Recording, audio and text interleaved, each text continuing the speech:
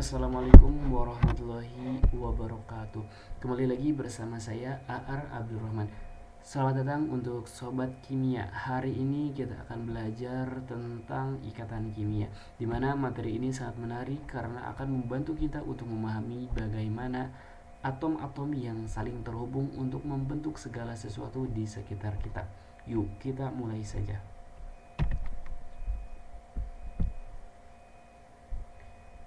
Oke, yang pertama tujuan pembelajaran kita, di mana tujuan pembelajaran kita kali ini adalah agar kita dapat membedakan ikatan ion, ikatan kovalen, dan juga ikatan logam.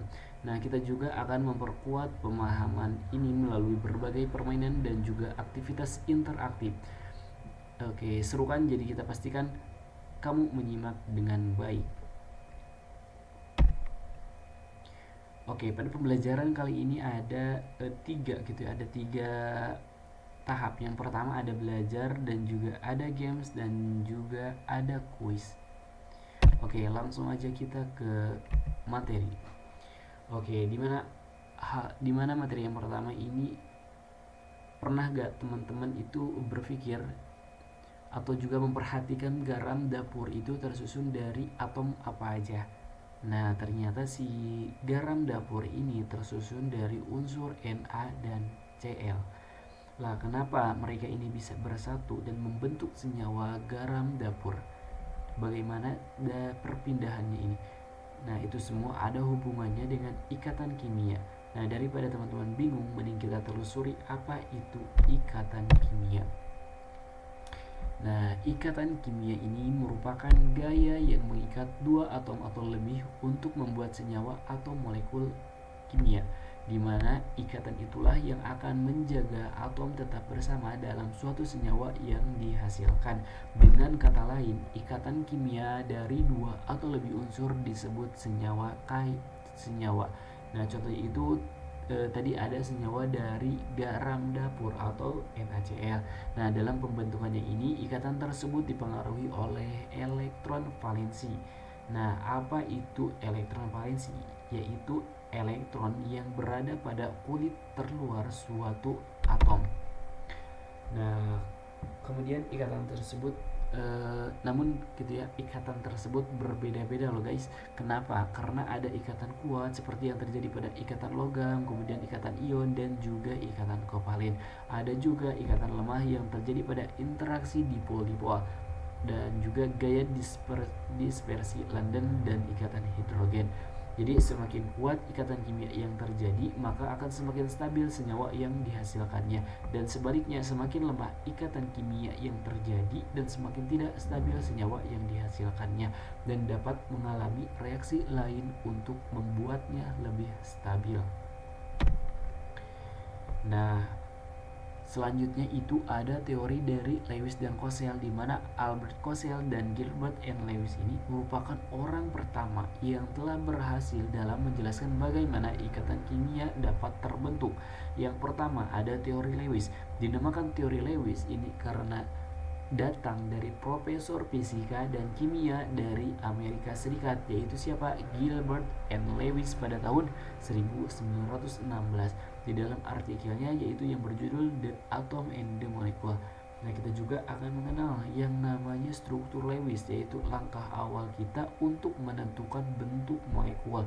Nah, bisa lihat juga ya contohnya ikatan yang terjadi antara litium yang memiliki 1 elektron, kemudian oksigen yang memiliki 6 elektron, dan neon memiliki 8 elektron. Nah, contohnya sebagai berikut. Ada Li yang 1, O6, dan juga neon 8. Nah, simbol titik pada ikatan di atas ini merupakan jumlah elektron valensi dari masing-masing atomnya.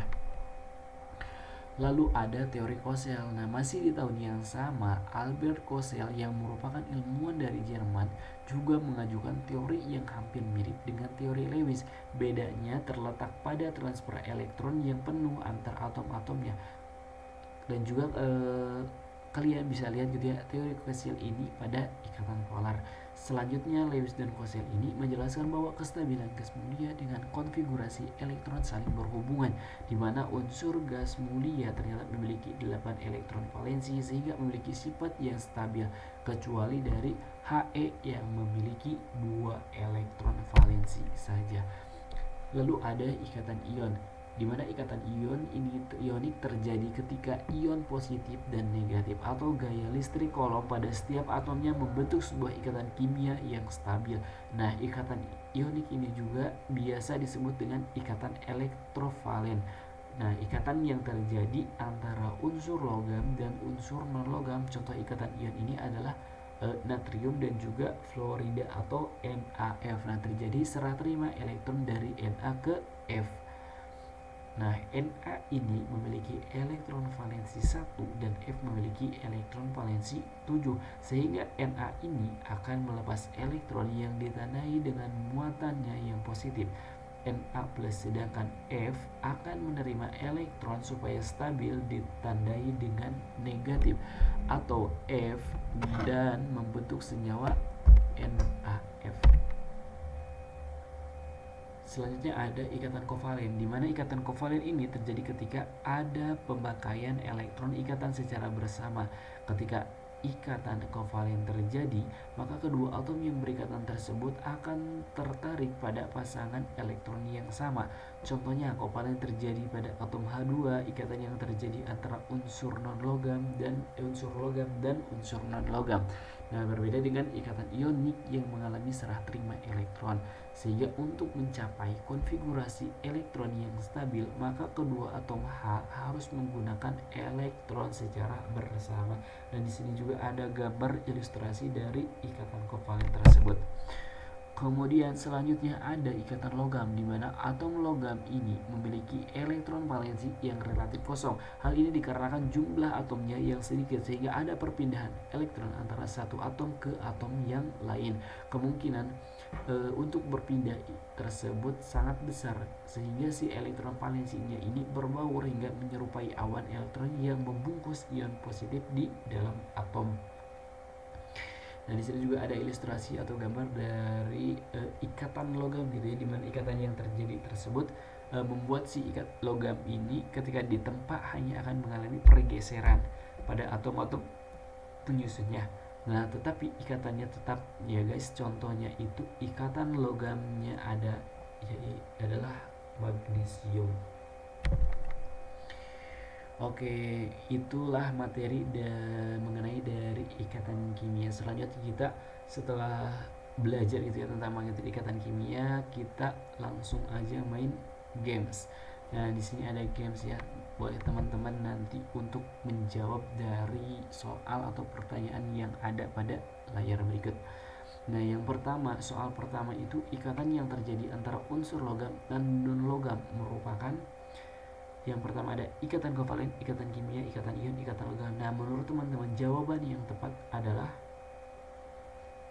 oke, boleh untuk jawabannya dicatat atau juga diingat-ingat ya yang menurut kalian tepat. Oke, kita hitung aja sampai 5 dan kita akan lihat jawaban yang betulnya ialah 1, 2, 3, 4, 5. Dan jawaban yang benarnya ialah ikatan ion. Mungkin teman-teman ada yang menjawab sama ikatan ion. Selanjutnya soal kedua. Di bawah ini yang merupakan ikatan kovalen adalah, oke, dari 4 opsi ini tadi juga telah dijelaskan di materi. Ada ikatan kovalen, ada ilustrasi dari ikatan kovalen. Nah, mana ikatan kovalen yang betul? Apakah yang sebelah kiri, yang kedua, yang ketiga, atau yang keempat? Oke, kita hitung sampai 5 dan nanti kita akan kunci jawabannya. 1, 2, 3, 4, 5. Dan jawaban yang benar ialah